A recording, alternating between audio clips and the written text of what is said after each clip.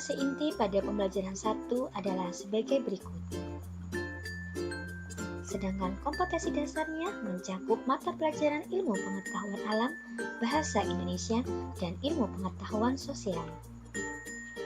Anak-anakku yang hebat, tujuan pembelajaran kita kali ini silakan disimak bersama-sama.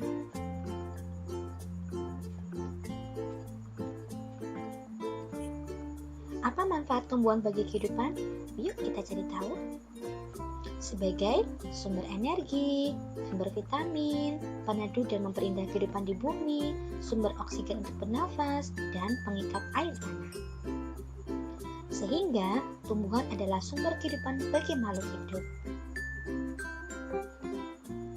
Bagaimana tanaman jagung berkembang biak? Mari kita bersama-sama ya. Laporan Edo.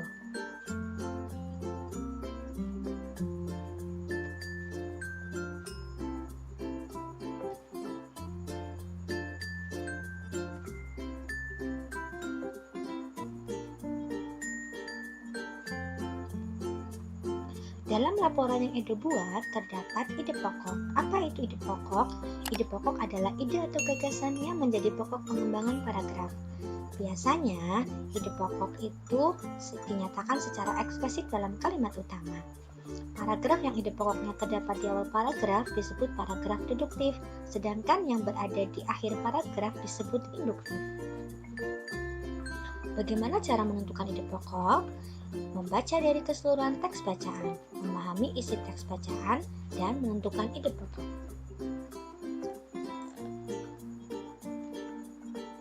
Tahukah kamu bagaimana proses perkembangbiakan? Salah satu contoh tumbuhan yang berkembang biak dengan bunga adalah tumbuhan jagung. Tepung sari pada bunga jagung akan terbang terbawa angin ketika angin bertiup.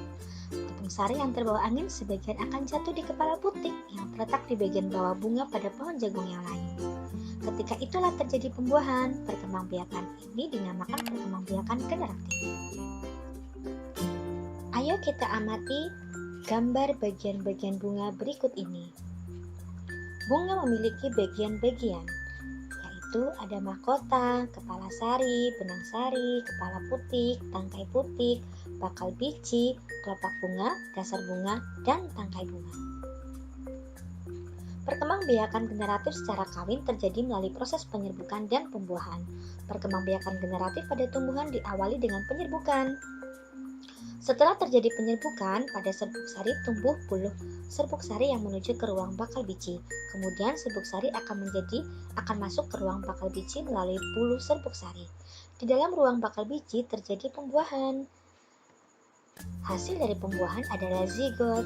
Zigot berkembang menjadi lembaga. Lembaga berkembang menjadi bakal biji berkembang menjadi bakal buah. Kemudian bakal buah berkembang menjadi buah. Lembaga yang berada di dalam biji merupakan calon tumbuhan baru. Nah, coba bunga apa ini? Ya, bunga kembang sepatu. Bunga ini indah ya, dia tidak hanya tumbuh di Indonesia, tetapi juga tumbuh di Malaysia.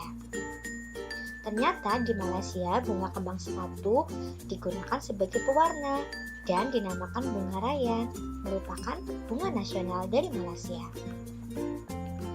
Sedangkan bunga Kamboja sering digunakan dalam perlengkapan tari di Bali.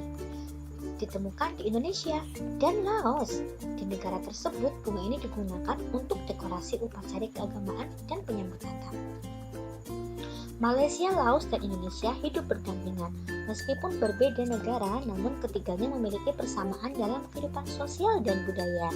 Oleh sebab itu, mereka menggabungkan diri dalam suatu organisasi yang bernama ASEAN, yaitu Persatuan Negara-Negara Se-Asia Tenggara. Berikut ini adalah ke-10 negara ASEAN. Indonesia, Malaysia, Thailand, Singapura, Filipina, Brunei Darussalam, Vietnam, Laos, Myanmar, dan Kamboja. Untuk menambah wawasanmu tentang negara-negara ASEAN, bacalah informasi berikut dengan seksama.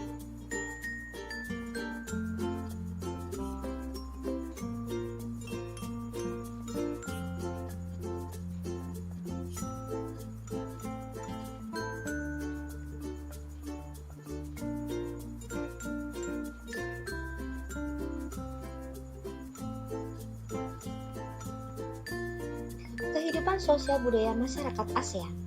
Brunei Darussalam terkenal dengan kampung adat. Malaysia terkenal dengan patung Dewa Murungga. Filipina terkenal dengan tari Tinigling. Kamboja terkenal dengan tari Apsara. Vietnam terkenal dengan permainan menangkap jangkrik dengan mata tertutup. Sedangkan Myanmar terkenal dengan negara 1000 pagoda. Laos terkenal dengan ajaran agama Buddha. Sedangkan Singapura terkenal dengan patung Merlion. Patung ini adalah patung yang berbadan ikan dan berkepala singa. Thailand terkenal dengan teh pocinya. Sedangkan Indonesia terkenal dengan apa ya? Yuk cari tahu lebih banyak bersama dengan orang tua kalian. Letak geografis dan astronomis Asia Tenggara. Di sebelah utara berbatasan dengan Cina dan Laut Cina Timur. Sebelah timur berbatasan dengan negara Papua Nugini dan Samudra Pasifik. Sedangkan di sebelah selatan berbatasan dengan benua Australia dan Samudra Hindia. Di sebelah barat berbatasan dengan Samudra Hindia, Teluk Benggala, Laut Andaman, dan Bangladesh. Nah, kamu sudah belajar keunikan negara-negara ASEAN kan? Mulai dari kondisi geografis, bunga, hingga kebudayaannya. Sekarang, siapkanlah buku tulis. Kemudian, pilihlah 2 negara ASEAN. Carilah persamaan dan perbedaan karakteristik dari kedua negara tersebut, mulai dari tumbuhan yang hidup, khususnya bunga yang menjadi ciri khas negara, dan kondisi sosial budaya mereka.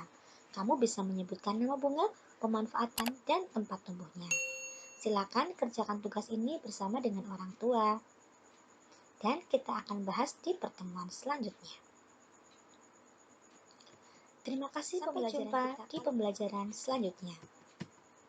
Dan tetap semangat belajar dari rumah ya.